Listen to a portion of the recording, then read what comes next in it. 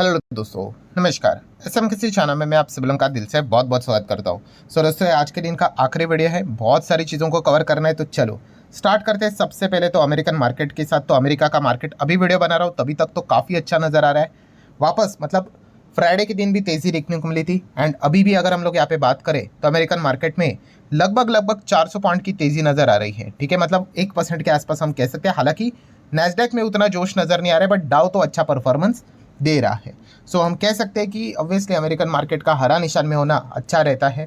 ठीक है, सो जरूर इस पॉइंट को नोट करके चल सकते हो। देन बात करेंगे दोस्तों तो लार्सन एंड टूब्रो एल की अगर बात करेंगे दोस्तों तो 3,500 करोड़, यस, एल स्पेंड करने वाले 3,600 crore for what, to set up 3 new data centres in India.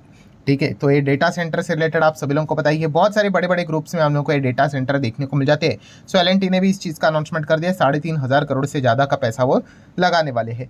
Then वही एल ग्रुप की ही एक सब्सिडरी कंपनी जो कि लिस्टेड है अलग से, एल इन्फोटेक माइंट्री। सो ये जो कंपनी आज के दिन गिरा क्यों, तो इसके पीछे का रीज़न है सिटी ग्रुप। तो सिटी ग्रुप ने यहाँ पे प्लान किया है भाई कि वो उनका एक्सटर्नल आईटी कॉन्ट्रैक्टर जो भी है उसको वो कम करने वाले हैं। पहले 50% था, अभी 20% करने वाले। तो इस चीज़ के चलते एल इन्फोटेक को थोड़ा बहुत तो झटका लगेगा ही लगेगा एंड इसीलिए शेयर को भी झटका हम लोग को लगते हुए देखने को मिल चुका है। थोड़ा बहुत नहीं कहना चाहिए, इनफैक्ट अच्छा खासा डिसेंट झटका लगते हुए देखने को मिलने वाला है। देन अगर हम लोग बात करेंगे एक चीज़, एक जो खबर थी बहुत जोर शोर पकड़ते हुए देखने को मिल रही थी कि MTNL एंड BSNL सरकार इसको प्राइवेटाइज करने वाले है। मतलब सरकार इधर से निकलने वाली है, इसको प्राइवेट सेक्टर के हाथ में दे देगी, ऐसा खबर आ रहा था दोस्तों। तो फिलहाल तो सरकार ने इसको डिनाई किया। सरकार ने बोला है कि वी आर नॉट प्राइवेट, मतलब प्राइवेटाइजेशन यहाँ पे नहीं होने वाला है। BSNL MTNL की अगर हम लोग बात करें तो ये सरकार के ही कंट्रोल में रहने वाले। इनफैक्ट सरकार ने यहाँ पे रिसेंटली 6,000 करोड़ भी अप्रूव किया था इनके 4G नेटवर्क को एक्सपांड करने के लिए। ठीक है, तो ये जो खबरें यहाँ पे बोली जा रही कि BSNL MTNL को प्राइवेटाइजेशन की ओर यहाँ पे लेके जाने वाले हैं, ठीक है, तो ये खबर फिलहाल तो झूठ है। नेक्स्ट अगर हम लोग बात करेंगे तो इरेडा से रिलेटेड एक खबर का इंतजार कर रहे थे, फंड रेजिंग। तो वो फंड रेजिंग हम लोग को देखने को यहाँ पे मिल रहा है, 5,000 करोड़ का हम लोग को फंड रेजिंग होते हुए देखने को यहाँ पे मिल रहा है। बोर्ड से रिलेटेड अगर हम लोग बात करें इस चीज़ को, थम्सअप मिलते हुए देखने को यहाँ पे मिल रहा है। फाइनेंशियल ईयर 25 जो कि जस्ट अभी हम लोग को खत्म होते हुए देखने को मिल रहा है, जस्ट कुछ चंद दिन ही यहाँ पे बाकी है। सो ये पॉइंट्स हम लोग को देखने को मिल रहे हैं। देन अगर हम लोग बात करेंगे दोस्तों तो GRIL मतलब GR इंफ्रा प्रोजेक्ट्स की अगर हम लोग बात करें, काफ़ी कुछ इंफ्रा से रिलेटेड काम करते हैं। इनके लोगों में ही आपको एक चीज़ नज़र आती है, कौन सी, यस, रोड से रिलेटेड ये काफ़ी कुछ काम यहाँ पे करते रहते हैं। एंड फिलहाल हम कह सकते हैं कि आज के दिन ज़बरदस्त तेज़ी क्यों देखने को मिल गई, क्योंकि नाई बोले तो जो national highway authority of India जो हमारा देखने को मिल जाता है, उनकी ओर से 4,263 करोड़ का प्रोजेक्ट इनको यहाँ पे मिल चुका है। सो डेफिनेटली ये जो कंपनियां रहती है सरकार के साथ मिलकर काम यहाँ पे करना पड़ता है, क्योंकि ये रोड, ब्रिज, डैम ये कोई प्राइवेट चीज़ें नहीं होती, ये सरकार ही आपको ये काम दे सकती है, इसके लिए टेंडर्स निकलते हैं। तो इसीलिए हम यहाँ पे कह सकते हैं कि ये जितनी भी कंपनियां रहती है वो सरकार के जो भी टेंडर्स निकलते, प्रोजेक्ट्स निकलते हैं, उसी के ऊपर फोकस बना के रख लेते। तो अच्छी बात यही है कि इतना बड़ा ऑर्डर इनको यहाँ पे मिलते हुए देखने को यहाँ पे मिल रहा है, जो कि अगेन जैसे कि मैंने आपको बहुत बार बोला है कि ऐसा नहीं होता कि नेक्स्ट क्वार्टर के नंबर में 4,500 करोड़ का रेवेन्यू नजर आएगा, बिल्कुल भी नहीं। ये पार्ट पेमेंट्स में पैसे आते हैं, जैसे जैसे आप काम करते जाओगे, वर्क सर्टिफिकेशन होते जाएगा, वैसे वैसे रेवेन्यू रिकॉग्निशन होता रहता है। देन बात करेंगे दोस्तों तो क्रिप्टो करेंसी बिटकॉइन का दाम क्या चल रहा है भाई, तो $84,000 के आसपास बिटकॉइन चलते हुए देखने को यहाँ पे मिल रहा है। हालांकि बिटकॉइन वालों को भी ज़बरदस्त झटका लगा था, ट्रंप आने के चलते $1,00,000 को पार किया था, बट उसके बाद जिस प्रकार के ट्रंप के उठपटांग वाले स्टेटमेंट देखने को मिले थे, बिटकॉइन में भी काफ़ी डर का माहौल यहाँ पे देखने को मिला था, जहाँ पे सडनली बिटकॉइन $80,000 के भी नीचे बीच में जाते हुए देखने को मिला था।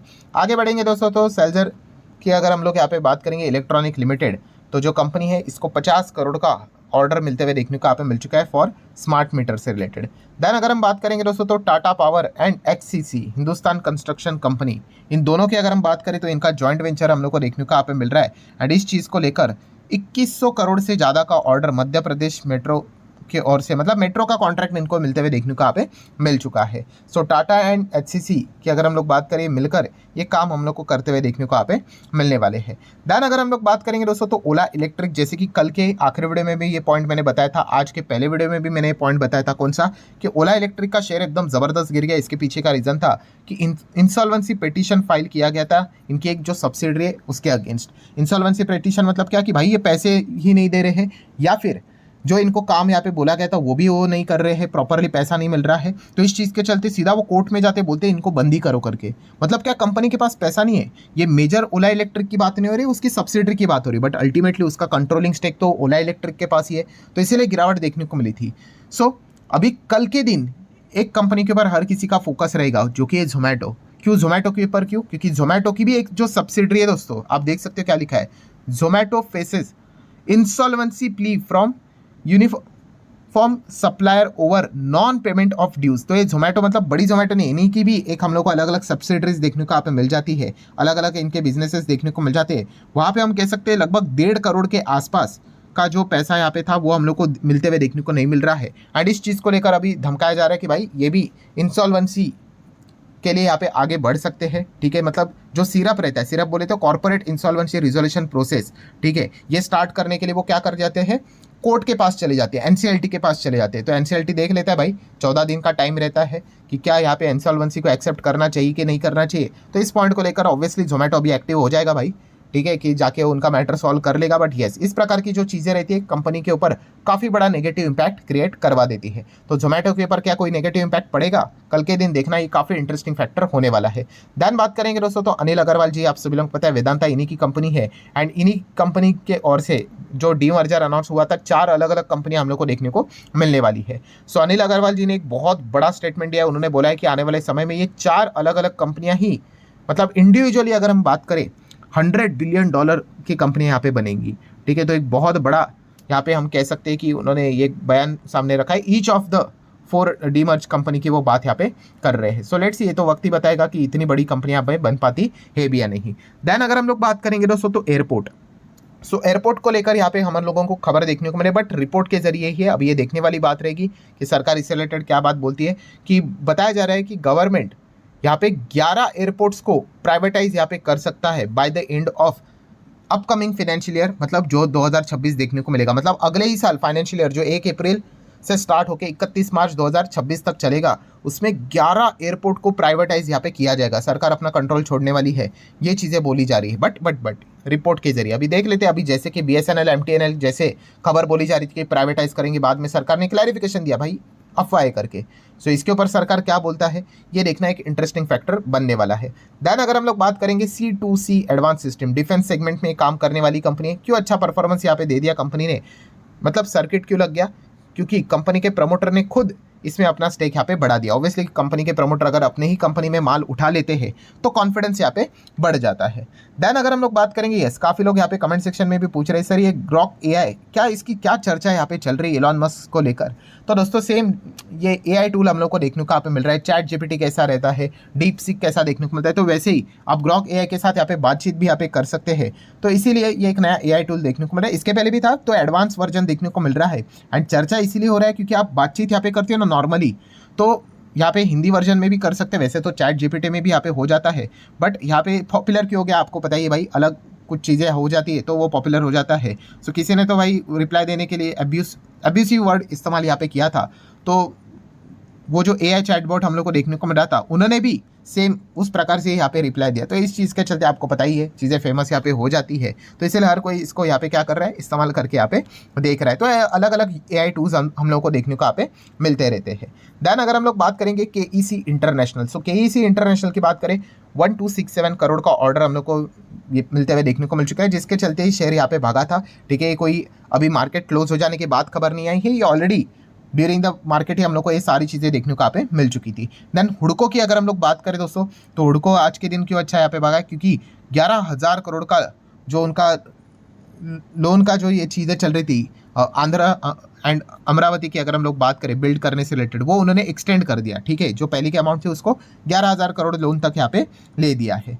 नेक्स्ट अगर बात करेंगे मारुति सुजुकी, क्या कर दिया इन्होंने, तो उन्होंने बता दिया भाई कि अप्रैल से हम हमारी गाड़ियों के प्राइजेस 4% से बढ़ा रहे हैं। तो भाई जो भी अगर कोई मारुति सुजुकी की गाड़ी लेने का प्लान बना रहा है, अप्रैल से पहले प्लान कर लेना, बुकिंग कर लेना भाई, उसके बाद तो ये और 4% महंगी होने वाली है। सिमिलर वे टाटा मोटर की बात करें तो ये भी गाड़ियाँ महंगी होगी, बट कौन सी वाली, तो कमर्शियल व्हीकल टाटा मोटर ने बोला है कि भाई 1 अप्रैल 2025 से हम 2% तक क्या करने वाले, प्राइस हाइक लेने वाले कमर्शियल व्हीकल को लेकर। बाकी की भी चीज़ें यहाँ पे बढ़ने वाली, भाई महंगाई इतनी है, अगर कंपनीज अगर उन चीज़ों को प्राइसिंग अगर नहीं करेगी, ठीक है, तो फिर भाई कंपनी घाटे में चली जाएगी, मार्जिन नीचे आ जाएंगे, तो ये भी एक दिक्कत देखने को मिल जाती है। बजाज फिनसर्व की अगर हम लोग बात करें दोस्तों, तो यहाँ पे एक बहुत बड़ी खबर आ रही है कि बजाज फिनसर्व यहाँ पे उनका जो अलायंस है उसका 26% स्टेक यहाँ पे इंश्योरेंस आर्म में यहाँ पे उठाने वाला है, लगभग 24,000 करोड़ में।